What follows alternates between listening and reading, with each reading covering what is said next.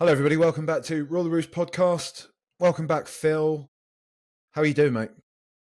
I'm smiling, but I'm furious inside. How are you doing? Cross.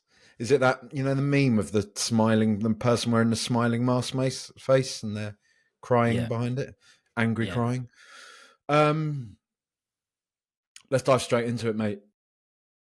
Tottenham have lost games at Stamford Bridge before. I'm sure you're aware of that.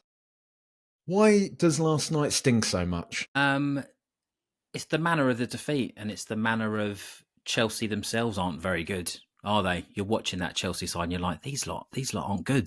But we just could not pick a pass. We couldn't do anything.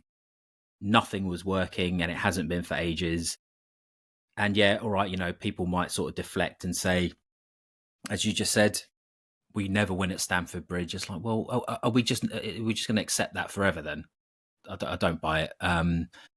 Yeah, just feels like it's all done, isn't it? Well, it does, to be honest. And I kind of, in my post-match, I think I've tried to, throughout the season, probably temper my opinion on him at times and probably acknowledge the fact that I'm being guided by my own emotions on the matter. And, I'm happy to say that the sort of conversations I've probably had with you much earlier than I've had on here have been much harsher towards Postecoglou, especially in the flow of a game. But I think I've always tried to go into the. I'm conscious of the fact that I don't want to sit on a podcast for an hour after a match and just say that was bad. I don't like this guy. This is terrible.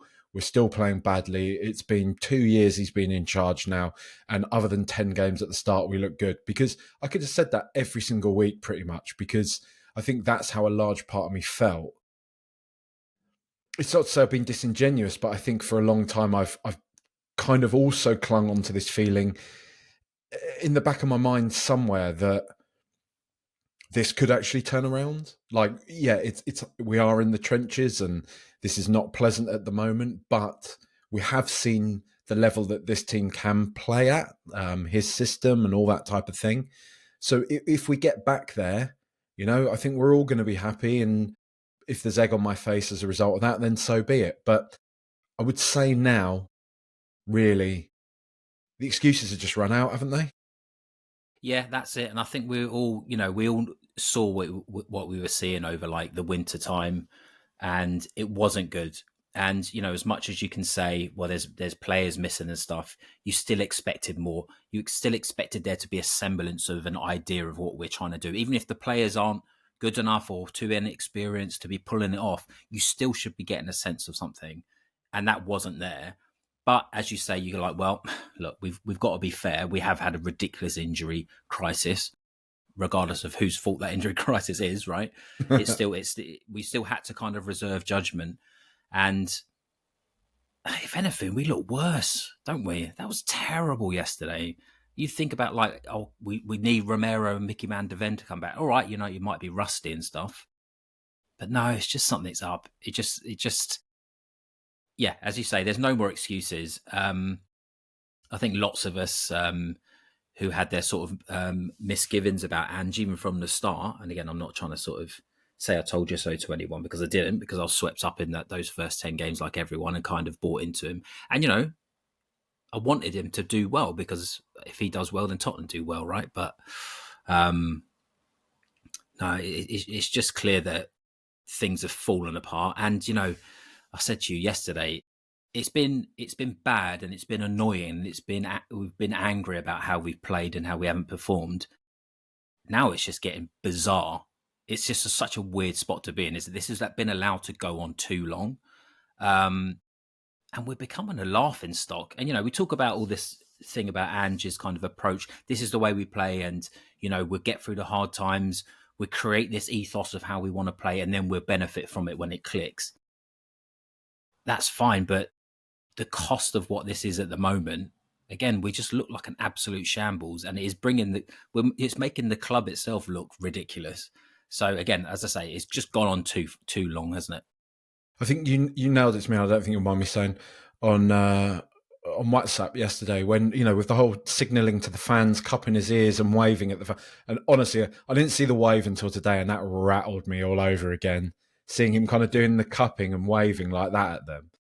But as you said to me on WhatsApp, it's suddenly like it's turned this bizarre corner where you're suddenly looking at him like he's like I think, what do you call it, a rascal non-league manager, kind of getting into one with the fans and all that type of stuff, squaring up to people in the stands, all this sort of nonsense. It's just like, what is actually going on here? This is constant now, and like you say, it's ridiculous. It is ridiculous that we're allowing this to continue to happen.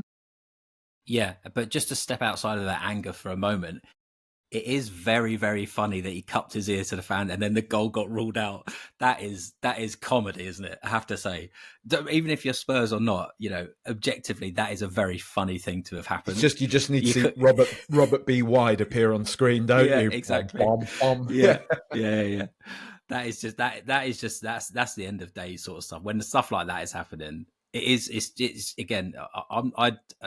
You can see the humor on it. It's not funny. Well, it is funny. I mean, come on. That if that's not a sign that things are just not going your way, then nothing is, right? Yeah. I mean, does it? What do you think about, because every single press conference, every time he's asked about it in a mixed zone or in a press conference, I don't care, mate. It doesn't bother me. Yeah, I'm immune to all this sort of thing. He's so clearly not, is he? Like it's the complete antithesis of that. Yeah. He's got the least immune system of anyone, right? He's just everything gets to him, even things that aren't things. Just someone asking him a question, he'll just find like a problem with it. And I think it's fair to say of like the press and in general, not slagging off journalists or anything here, but I just think that they'll, like the Sky Sports reporters, for instance, and the TNT reporters will notice that when he's going for people, right, in these post-match press, and it's Hollywood and stuff, and it gets clicks and everyone's talking about it, it'll get their backs up. And I think that's what we saw yesterday when the guy actually bit back, and whether he should have done or not as a journalist, he's there to ask a question and just get the reaction. But the guy was kind of like, no, I'm actually not having that. And again, I don't necessarily think that's the right thing to do, but I think it just shows that people have just had it with him now, and they're just not letting him get away with it. And I think that's the crux of it, isn't it? Because he has been getting away with it. By it, I mean losing loads and loads of football matches. I mean, that's unfortunately like all the noise, the different camps or schools of thought, if you like, on Ange Postecoglou. Ultimately, as you've always said to me, Occam's razor, Tottenham Hotspur are losing an unacceptable amount of football matches. And I'd just be interested, so it's not just completely me saying this all the time, but I've said sort of several times now on my sort of pre and post-match pods that were we sat in 8th, were we sat here complaining about going into the Conference League next year, I probably would take on board a bit more. Even if I didn't sort of, fully admit to it, I probably would take on board somebody, were they to call me entitled for that, were they to say, well, you've got ridiculous expectations. I don't think it's ridiculous expectations to look at this Tottenham squad, really, injuries or not, and not think we should have lost 16 Premier League games, 20 games in all competitions this season, to have drawn 0-0 with Tamworth. Right, we beat them. Was it penalties? No, the extra time we did them in the end. Yeah. But in normal time, we drew 0-0 with Tamworth, who, in normal time, let's be honest, were the better team. They actually were the better team. It wasn't even just a plucky underdog thing. They were the better team. It just shows you how easy we are to play against. And as soon as, I think it was like Gary O'Neill, even, like, I don't know if it was this season or last season, he was like, I think pre-match when we played them and they beat us, he was basically saying like, oh yeah, this is how you play against it. If Gary O'Neill can work it out, we're just in big trouble. And that's kind of been the thing, isn't it? And like talking about entitlement there, right? And, you have to be kind of measured. Football fans understand football, that you don't, you're not paying for a ticket to see a win. You're paying to see a football match. That's fine. But the entitlement has been driven by how expensive the tickets are and what we're being asked to pay towards as a club, right? So that's, I don't buy it as a, you saying we're sitting in eighth and this, that, and the other as entitlement. This is not what we're being asked to be a part of. So it's not entitlement. We're being let down, and that's the key point, I think. Are you disappointed that he took the Southampton press conference today, mate? Was there a part of you thinking that he was gone after last night, and not just the result, but all the noise around it, all of this stuff that's going on right now, fans and the manner of the defeat and Maddison's post-match interview, all of it, the whole circus of it?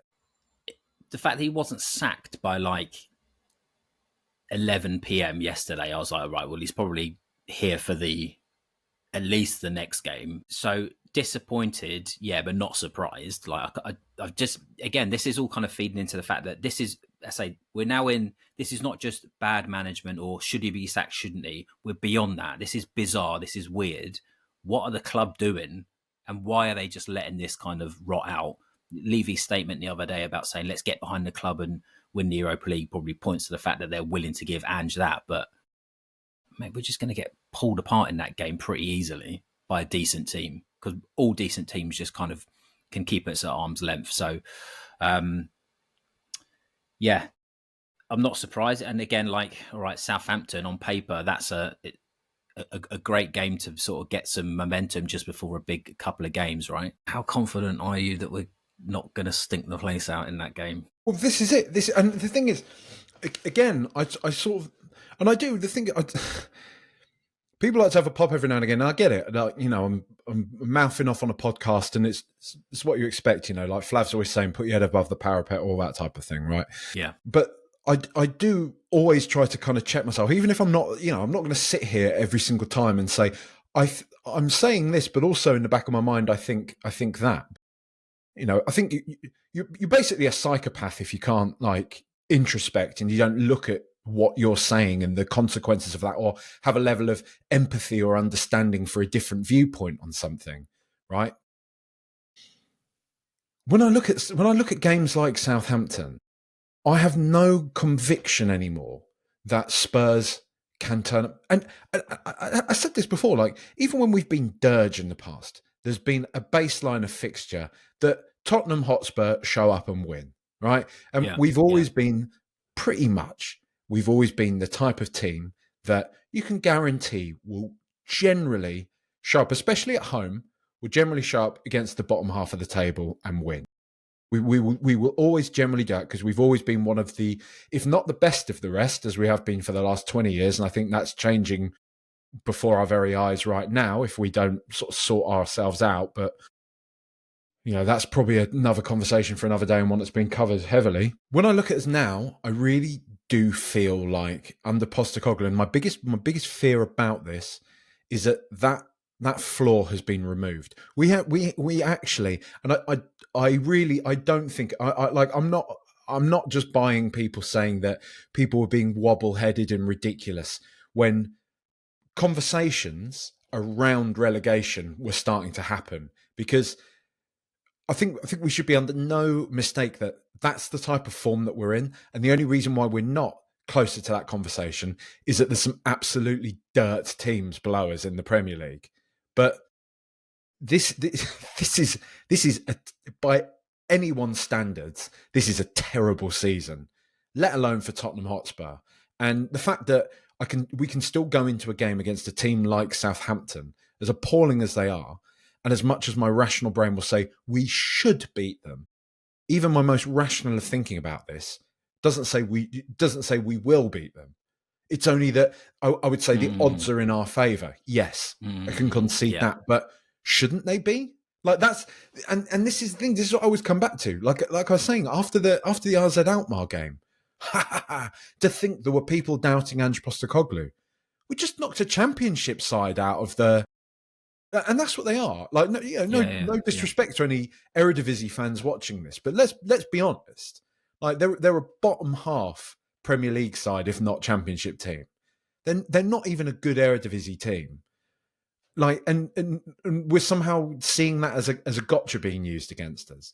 I mean, if he doesn't if we do actually lose to this Southampton side, who are, I think they are literally one of the worst Premier League teams of all time, are they not? Yeah, they're definitely, definitely. Yeah. They're not as bad as that. What was it, Derby side, right? But Yeah, who got? What did they get, about 7 points or something? I think the Derby yeah, side, or something yeah.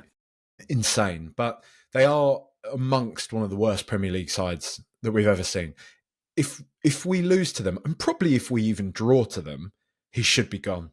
I don't care about Frankfurt. Like, bring Mason in and let's see if we can get a bounce. And because it can't go on. Like, you can't have this week by week going on to the end of the season, because it's just beyond the point now, and it will be horrendous. We'll have had the protest on Sunday as well before the game, and if we go into the game and we lose to Southampton, you know how this is going to get flipped. The fan protest is the reason why this happened. Postecoglou will jump on that straight away, and you know he will. He loves throwing the fans under the bus. We saw it in the Man City game last year, and I've never forgiven him for that. And even when it has looked a bit better, you know I've never forgiven him for that. Like, I'm rattling myself again. Jump in and save me. Jump in and save Prodded me. that bruise. It's still there, never heals up. Yeah, it's because it just drove a wedge, didn't it? And he's never been able to kind of. I don't really want to get into that again, but you kind of do that, don't you? You kind of want to see my head explode. Like... I get that in private anyway. Yeah. But yeah, I mean, and this is the thing, like, it's getting, the word toxic is thrown around a lot these days, right? It's a bit of a buzzword these days. But after yesterday's ear cupping and all that, and again, it might seem a bit sort of childish to be bothered about it. You know, away fans are adults. They could, if they're giving someone stick, they can handle someone. It's not like he's done something horrendous, right? But this can't go on, can it? That's what I mean about it. It's rotting the club, isn't it? This stuff. There just needs to be a change, and this needs to stop. Yeah, I mean, I don't know. Again, let's say we beat Southampton 2-1 because we don't really kind of smash anyone anymore. We had those a few results where we kind of get ahead of steam and just get past the team. You know, think about that Ipswich game where, you know, we won 4-1. They had us under the cosh for quite a lot of that game, right? So, yeah, I don't know. I just think that he needs to go. There's no point waiting to the end of the season. I don't see what benefit that has. If it's finished, in my opinion, with him, he doesn't want to be here. Like you just said about his press conference comments about, I didn't see it, but as you were regaling me about, he's done with football. That is just, that's terrible messaging. It's quite terrible stuff. Just for anybody that hasn't seen it, is the press conference. I just watched it just before we recorded this. Happened, at lunchtime. He basically said that he pretty much managed to channel the whole discussion of last night through the prism of VAR.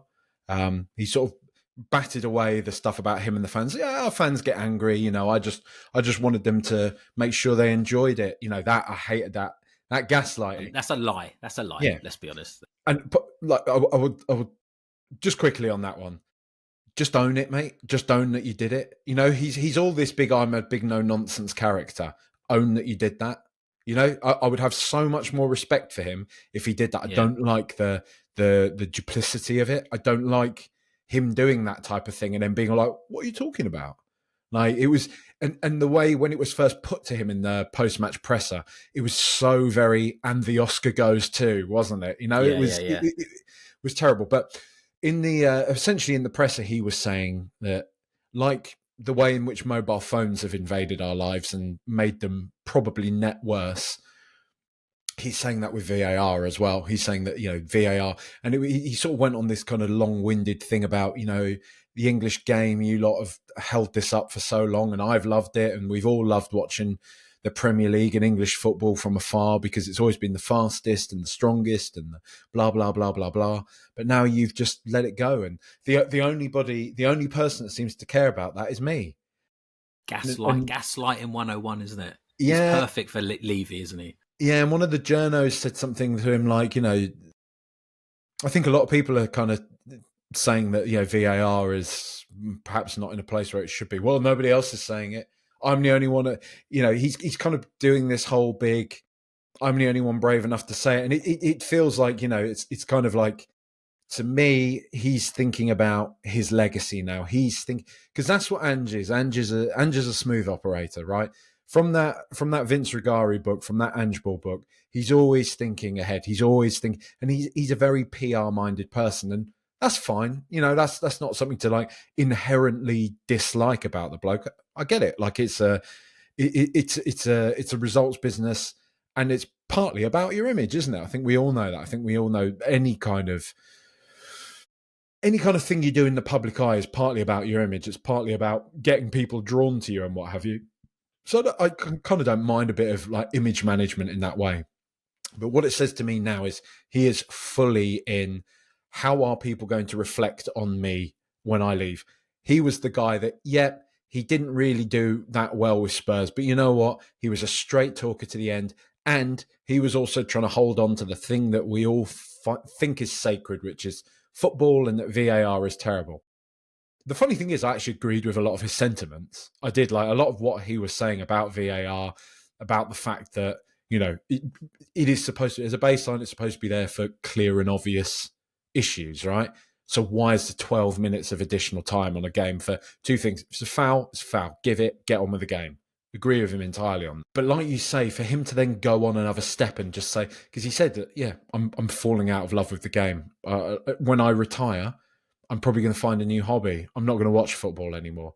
And like you say, he's still in a job. Like this is a fella that we're saying is going to somehow inspire us to victory in a Europa League. Like, just get rid of him. Yeah. Get rid of him. You know, like, is his retirement on Monday or something? Because it's such a bizarre thing to be saying.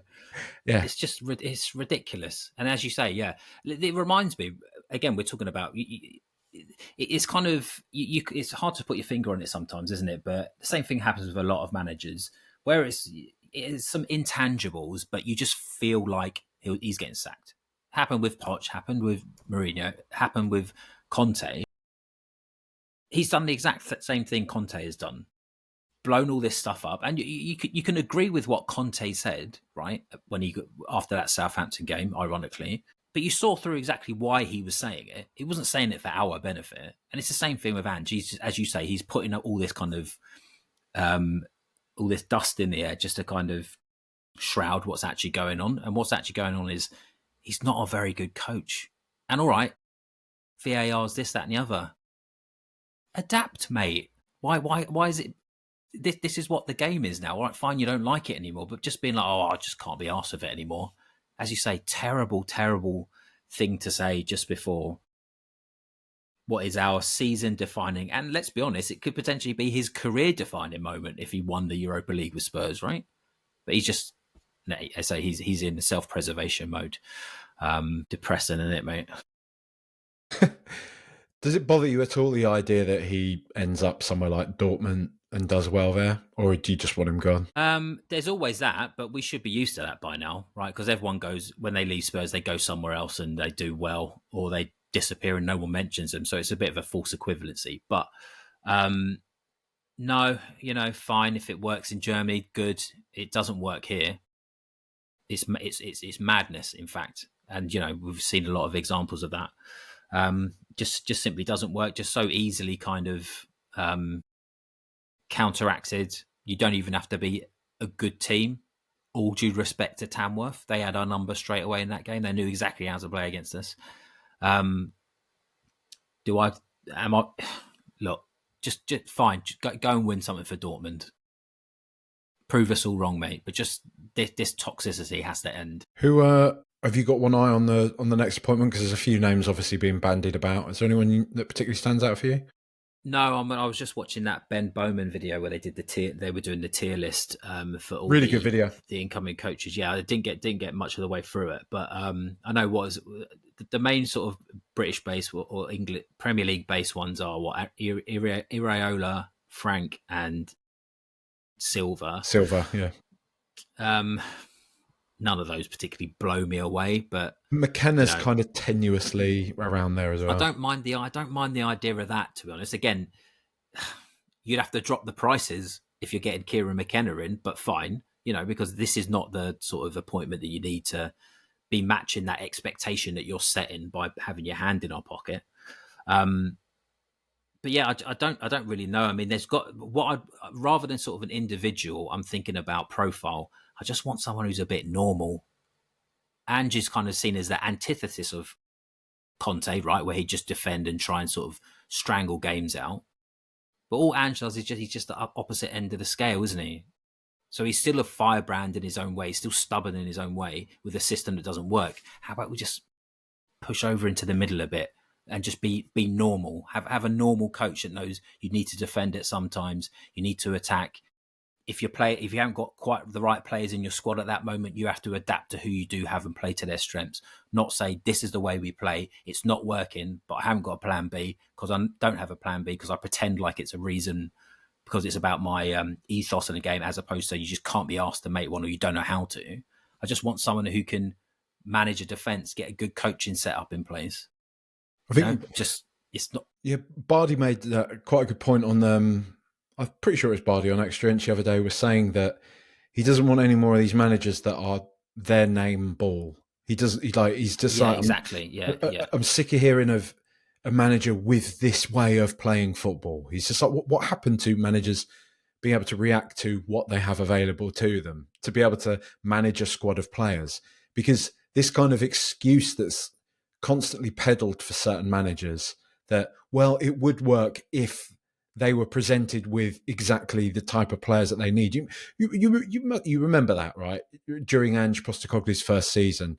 And I don't like the thing. I can't really be. I'm not trying to get into squabbles and stuff. People, I can't really be asked for this being seen as like firing shots. But I remember Harry Brooks on Twitter saying, people are kind of judging Ange Postecoglou's football, but you need to realise that if he had Haaland, Salah, and Saka as his front three, this would be doing bits. And you're kind of like, well, I mean, that's it's not really the gotcha you think it is, mate. Like. No, I know the point he's making. He's got because they're perfect players for that system and the best players in those positions as well. But just refusal to adapt, refusal to do anything differently. He seems like he's really, all this kind of like, I don't really get involved with the players.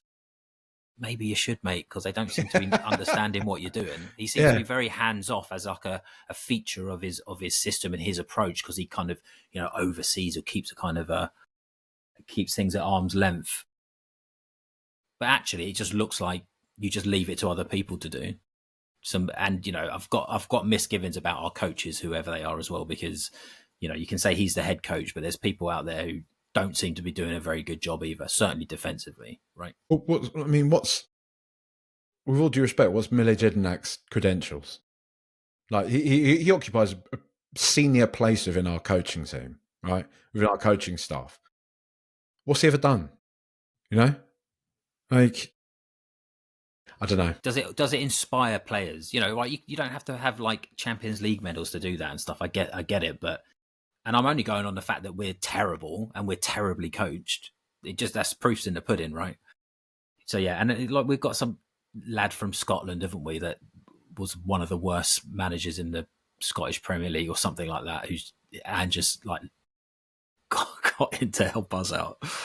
Come on, mate. It's one of those things, isn't it, now, where it's that kind of Wizard of Oz effect, isn't it, where we're peeking behind the big tin head that's talking to us on the wall, and we're seeing who it is behind the curtain, and we're just kind of like, oh right, yeah, that's why we're doing really badly, because we've got this rando assortment of we've got such a rando assortment of players that the much kind of maligned Ryan Mason looks like one of the most qualified members of the backroom staff, which is kind of wild considering it was only a couple of years ago that we were kind of keeping him around the place to earn his stripes and to learn from those around him, to be a sort of, I don't know, to be something. I know this sounds really dismissive, but I actually quite like Ryan Mason. But as a sort of intern in a way, do you know what I mean? Like the kind of the young guy trying to learn how it works, and then what will happen is he'll end up doing something like McKenna. He'll have worked around Tottenham's backroom staff, and then he'll get poached by an Ipswich or Derby County or somebody like that who'll make him manager or assistant manager, and he'll start earning his stripes from there. Much the way that we have with Yaya Toure. Yaya Toure, who was working in our backroom staff, who was earning a lot of plaudits. Like he was, from everything that we were told, in the snippets that we got through the press and stuff, Yaya Toure was a much respected figure from the players and from the more senior coaching staff, who were all pretty much unanimous in saying he's going to be a good coach one day. He really is, and lo and behold, I think he's I think he's like the Saudi assistant manager or something now, but he had gone on to have another job for a bit and all that type of thing. But with this, I don't get it. And sort of back to the point about just having a manager that can just kind of sort stuff. I think that's one of the main things where, and it's the most tepid take going because it's what everyone's saying. But when you do look at Slot at Liverpool, right, you think about the kind of legacy of Klopp, and you think about the firebrand that Klopp was. Huge personality, very emotional guy, clearly an incredible manager. That Liverpool side that he built, they did. I mean, let's be real. They won 3 Premier League titles under his tenure. That's, for all intents and purposes, that's what they did, aside from actually only literally winning one. And you think that's going to be a tough act to follow. Is this going to be a bit of a Moyes after Ferguson thing? But Slot's just come in and pretty much sort of looked at what he's got available to him, looked at like an aging Salah who isn't quite as dynamic as he once was physically, but is having like one of the best seasons he's had in years now, because he's basically sort of realised, well, Mo Salah is one of my best players, so let's kind of cater to him a bit now. That's something we've never done with Son. And I do think Son is on the decline, but in the same way Salah is, though. That's your point, right? There's still a player with obvious quality in there who is just literally being asked to, he either got stuck up top, go and play there, play as the number 9, or now play as a dynamic kind of left wing forward that runs at players and skins players who are, that are 10 years younger than you at least, kind of thing. It's just kind of wild to me. And I think, because I too watched that Ben Bowman video. It's really good. It's really really stuff. It's Ben, it's Seb, who he does a podcast with, and a lad called Kish, who's Lily White Lab. It's very measured, very good pod. I don't agree with everything that's said by everyone in there. I think they're particularly harsh on Poch, I've got to say. But I just kind of look at somebody like Frank now, who I really didn't fancy. I really didn't fancy the idea of Thomas Frank, but I'm in a bit of a sort of bunker mode now, where it's like we're in sort of free fall, and I don't think we're immune from this or worse happening again next year. I kind of think we need to build back up again now, because we've fallen down the ladder a bit now. We have done. There's no way around that. And we can't keep hoping that the next manager we bring in is going to be the guy that's going to take us back into the top 4. Like, realistically, we need to have a manager now that's going to get us a solid top half of the table finish. Probably top 8, right? That's what we need to be. We need Europe for this. Yeah. The finances, I think that as much as we're saying we've got money to burn and all that sort of thing, which is true to some regard, but two seasons out of Europe, because we're not going to be in Europe next season. If we don't kind of figure out what we need to do, 2 seasons on the bounce, that starts to really kind of pinch. That starts to really hit us, because that's where our PSR buffer comes from all the time, right? That's why we built the stadium. So,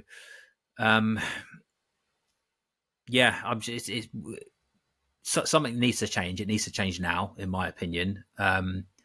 We can't just go into the summer and be like, let's refresh, because we're just, I'm convinced that we'll see the same again like we have done. I still think we've got a really good squad of players. I don't think there's anyone really in there. You can say, Dragason's a bit dodgy and this, that, and the other. I think we've got a decent squad, certainly a better than 14th position. So it's not all doom and gloom in that regard, but and this thing about managers, I just can't get away from the fact that if you just give a good manager who's experienced, doesn't do anything particularly outlandish that is risky, but high risk, high reward, or high risk, low reward, which is what Ange does. If you just give someone like Thomas Frank, again, I haven't really been sold on him, just because I don't know, maybe it's just because he's too familiar. Give someone like him better players. Does that mean you win something? Is it as simple as that? Do you have to overthink it to the point of like, we need someone? Ange Ball Conte ball. We need to be different. We need to be doing something different. I don't necessarily think you do. You just get someone like Eddie Howe. Not saying we poach Eddie Howe. Eddie Howe was doing all right. Wasn't doing so good at Newcastle initially. Threw a few extra decent players in there, and he's coached them up, and he's done really well with some players. Now they're winning things. You can talk about the Saudi money, but how much of an effect has that really had? I think it's less about the Saudi money and more about Mike Ashley not sort of like dragging the club down. Yeah, I mean, in terms of a name, it depends of who's next. I think that doesn't really matter as much as getting Ange out now. Do you know what part of it is for me with Newcastle as well? And it's something we've spoken about quite a bit off air and probably on here before as well. But Newcastle, whatever you want to say about them, and they haven't done the ridiculous thing that everyone was sort of thinking they would of signing Mbappe and all that type of stuff, right? But they've always had that consistent message since the Saudis took over that we are going to win things. We are here to win. And they've been saying that with their chest out. Do you know what I mean? They unzip their flies and laid them out on the table. Do you know what I mean? Like it's for a crude analogy. They've told you exactly what it is that they want to do, and they're now doing that. Yeah. Whereas why they want to do it is a different discussion. But yeah, of course, it's the same thing. It's about the messaging. We don't get that from Levy. We don't. Been talked about to death. It's we're shit. We can't afford nothing. But that's what it was. That's what it. Yeah. All pathetic. That statement was. Those financial results again this week was. What are we supposed to do? It's just do tedious. Better. Yeah, do better. That's what you're supposed to do. To dare is to do better. Mate. While we're sort of talking about people's sort of heads being gone and all that type of thing, Romero was walking around like a chump last night, wasn't he? I've got to say, I know he's a good player and blah blah blah, but I've definitely arrived at the ta-da. We're always going on about finding the right time to sell our best players. The most well-run clubs sell their best players at the right time. For me, we've arrived at the right time with Christian Romero. If Atletico Madrid want him for whatever it is, 70-odd million euros, bye-bye. Like, let him go. Yeah. I mean, I think that, we'd have to sort of, the other end of that is, as long as they kind of reinvested it and bought someone decent as a replacement. That's not going to happen, is it? We don't want to just go into the next season again with like this wafer-thin squad, because that's just, again, repeating the same mistakes. But the fact of the matter is, it doesn't look like he wants to be here anymore. And I think that's having a detrimental effect. He doesn't seem like he's particularly... I don't want to sound like get all sort of UKIP about it, but how well does he communicate? Does he speak English? Is he able to get the players around him? Because that's the sort of personality he is. And it doesn't seem like we're able to kind of utilize him in that way. There's a distinct lack of kind of leaders, as we said, Sonny, Jed Spence even said it. Sonny leads in a certain way. Maddison leads in a certain way. Romero, he feels like he should be that character, the kind of, Roy Keane to pull everyone together and kind of get in people's faces and kind of, galvanize them. But I just wonder if he's, he's just not that sort of fussed about Spurs. And two, if he's just like, I'm on to bigger and better things. It just seems like his nose has been out of joint, probably since that, the COVID, him having to fly during COVID and then having to pay for his flight back from international duty some other time or whatever it was. Just seems like that was a kind of the point where he's just fallen out of love with it, or just it's a nonsense. And this what I mean. These sort of bitty. I'm crossing you because it's all convenient excuses, isn't it? Yeah, he just wants to go live in Spain and play for Atletico Madrid, which sounds like a good fit, to be honest. If I was an Atletico Madrid fan, I'd be loving that. So then he go and win the Liga, and everyone would laugh at us. But they probably won't. You know what I mean? That's the thing. Yeah, It's. And the other thing is, I'm really not bothered about this whole kind of fear of players leaving us and doing so. People even going on about Højbjerg has won, I don't know, the French Cup or something. I really couldn't care less. It's more of a reflection on those players, isn't it? And the leagues or competitions that they're playing in more than anything. I'm sure there's lots of examples, Modric and Bale aside, obviously. Yeah. Great. Tanguy and Ndombele played like 20 minutes for Napoli when they won the Serie A. Is that a massive egg on our face? I don't think so. I think that's just circumstantial. But yeah, again, who cares? I mean, I know we kind of joke about it being a sort of a mug off of Spurs and all that sort of thing, but it all feels just a bit pathetic. Just do what's right for the club and don't worry about all that kind of, because that's just internet nonsense, isn't it? That's just social media nonsense that gets throws our way. Can't be the guiding principle. Same thing with this Ange in, Ange out stuff. It's irrelevant and it's annoying and it's boring. The manager's terrible and our results are terrible, so get rid of him. I care about the club. I don't care about cult of personality. I don't care about a certain type of Ange Conte or anything like that. I'm not wedded to that. I'm wedded to the club, right? That's the only thing that matters. So, and whatever's happening at the moment is just detrimental to the club. I think the thing is, as much as I've kind of, I get all bleary-eyed and all that type of stuff about Pochettino, there is actually that growing part of me now that's like, maybe that moment has actually passed. And don't get me wrong, if we announced tomorrow, actually, he's sacking off the USA job and he's coming back to Spurs, of course, he's magic, I'm singing all that. Mm-hmm. I'm going to be loving it. But in terms of actively campaigning for it, there's that part of me that, for the reason that you're saying, because I just don't think we just can't take another gamble. I think that's largely why Frank does appeal to me, because I don't think there's much of a gamble there. I don't think he might not be the most inspiring. It might not be the most exciting sort of appointment were we to bring somebody like him in, but I think we would be a solid, well-drilled side under him, because that's what Brentford are. Brentford are always an incredibly well-drilled side who I think we tend to default to calling them like a low block pragmatic team, but I don't know if that's fully fair. I feel like they're a bit of a kind of hybrid. I think that is probably their base setting. I think their base setting probably is quite pragmatic, but I do think they're a side that is capable of being something of a hybrid.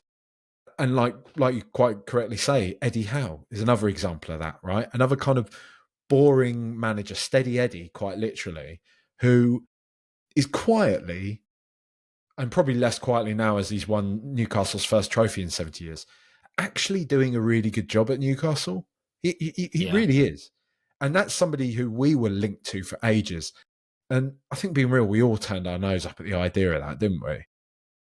Yeah, but I think Eddie, again, it's just perception, isn't it? I mean, is Eddie Howe? Eddie Howe's probably a better manager now than he was back then, right? Because he's had all this experience working for a bigger club. So it's whether you want to be the kind of litmus test for someone, or if you want someone who's kind of fully formed, right? So, yeah. I mean, what else is there left to say? We've, Thomas Frank, again, does he play the low block way because that's the sort of players that Brentford can get, and that's an easier way to play with the kind of resources that you get. It's easier to drill players, any sort of player, to kind of be disciplined rather than kind of play expansive and stuff. So is that just the sort of flexibility that maybe we need in terms of a manager who can look at a game, understand what the opponent's going to do, find ways and coach in the week a little bit to kind of unpick or adapt, as opposed to just play this way that's spoken about often. Everyone knows everything about this system that we play. It's pretty straightforward as well, by the way. Very little kind of changes in how we kind of approach things. It's certainly in our kind of like automations or whatever you call it in terms of how we play and how we attack. Get someone normal, get someone who can coach, get someone who can improve players. That's what I'd just like to see. I'd like to see Spurs actually. I feel like I've been saying this for so long though, and I think that's. I've got to say that's one thing, loath as I am, that I would give Conte, is that I would say that the individual quality of our players was probably at the highest I'd seen it since peak Pochettino under Conte, in terms of like the players actually suddenly, even if we didn't always agree with his playing style on an individual basis, the players actually looked like they could play football again. They looked like they were capable of knocking the ball about, and they at least had some sort of sense of what they were supposed to be doing. I know this is very that drill tweet, isn't it? That no, we do not under any circumstances have to give it to ISIL or whatever it is. Like, it's just like that. Yeah, but I don't know. I look at this and I can't even tell you what we're trying to do anymore. other than knock. Genuinely, as I say, as it seems to me, honestly, as simple as we knock it to whoever's at the top either side and hope that they can cross it in and someone gets on the end of it. That seems to be all that we try and do. That's literally it. Yeah. And then a lot of the time we just, rather than do that, we just sort of cut inside and pass the ball back, which seems like a strange antithesis again of what we're trying to actually do. First things first, this is the problem when you have like an issue like this, when you try and fix everything at the same time. First things first, get rid of Ange. Just let's close the book on that. Give it to Mason or someone else, whoever, but someone who, just can take us to the end of the season. And, I should imagine, unless Levy's taken his eyes so far off the ball that he's forgotten that there's a football pitch at the stadium. You must think that they've got a list, even a short list drawn up. Feels like we kind of need Paratici to see that through, though, and he's going by the look of it, or he's leaving to Milan, isn't he? First things first, get rid of Ange. I guess one final thing I'd ask you about, mate, because I think it was glaringly obvious last night, is that our need for and I say proper in the proper football man sense of the word, we need a proper midfielder at Tottenham. I think we have seen so many, it's so easy to cut through us, and we lack such little control in so many games. Berval's a lovely young player. Gray, I'm sure, will be a great player. He looks exquisite already, but I think we need that. We need a Declan Rice, that type of player, right? A Declan Rice, a Rodri sort of thing. But again, I'm looking at seeing the things that we did last night when we were just getting turned and cut through. The central midfielders that we do have, bar Bentancur yesterday, they just kind of leap forward and press, and then just in the situations where they shouldn't. Now, whether that's on them or kind of, you press at every opportunity, you go after him, you high octane, high pressure, and we're just getting played round. And every single time, it's just either it's a ball over the top or it's one ball between our central midfielders. So again, you could see another manager coming in and Bentancur being like, oh, actually, he's pretty good as a 6. Or he's pretty good as an 8, or he's actually decent. Maybe we don't need to. Or Bissouma's actually pretty good when you play to his strengths. These sorts of things. And this is where I feel we've kind of completely lost all, as you might have gathered, lost all confidence that what Ange has been doing has been beneficial to anyone. Certainly hasn't been beneficial to me. Do you think we'll beat Southampton, mate? Probably 2-1, something uninspiring. They got quite a good result against Palace the other day. I'm not saying that they've turned a corner or anything, but we're the best team in English football to play right now, and have been for a lot of the season, because we're so easy to play against. Russell Martin could have probably got a result against us, but he decided to do the opposite of the thing that he should have done, and we absolutely smashed him to pieces, right? I don't know. Again, this is all kind of like the same as the relegation battle. We'll probably beat Southampton, but the fact that we, as you said, you quite rightly said, the floor is gone. So it's very hard to kind of gauge where we are, what the kind of nadir is. Oh, we might lose this, we might do good against this, but at the moment it's so hard to kind of find any sort of footing anywhere. Any hope? Any hope for the future going into next season? Anything like that? Any glimmers, green shoots? Always got hope. And the thing about football, things can turn around really quickly. Like I said, I mean, me and my brother were talking before the game yesterday when we were looking at the last time we were this bad. I think it was like 03, 04, and we were just kind of looking at the players in that squad, just like Keane and stuff, but some pretty kind of rank players, and some terrible results and terrible runs of results, like losing 8 of the 11 games or something like that. Anyway, I can't quite remember, but point being, I was like, you look at that when Spurs were bad, and we all remember those kind of periods Spurs were bad, 90s, early 2000s, and you look at the players, and you look at our players now, and you're like, these lot are too good for this. These lot are too good for this. Even you got someone like Bissouma who stinks the place out every so often. He's still a better player than we've seen. Again, I think with the right appointment, or even kind of just a decent, solid appointment, things could turn around pretty quickly, because, again, we just won't be doing this madness. Just get Ange Postecoglou, get him out of our club. Get him gone. I wanted it to work as well. It would have been great. And I think this is why there's a lot of this kind of discussion about whether Ange in or Ange out. I think a lot of the people that are Ange in, God, it sounds so perfect to say this, doesn't it? But I think they're in love with the sort of idea of him and what they wanted it to be with him than actually what's going on. Because what is going on is dreadful, dreadful stuff. And it's that the ideal of what we kind of want this to be. You know, it's been great to see him smash teams apart the way we were doing in those first 10 games and win a game in that style. But it ain't working. And it hasn't been working for ages. So it's over, mate.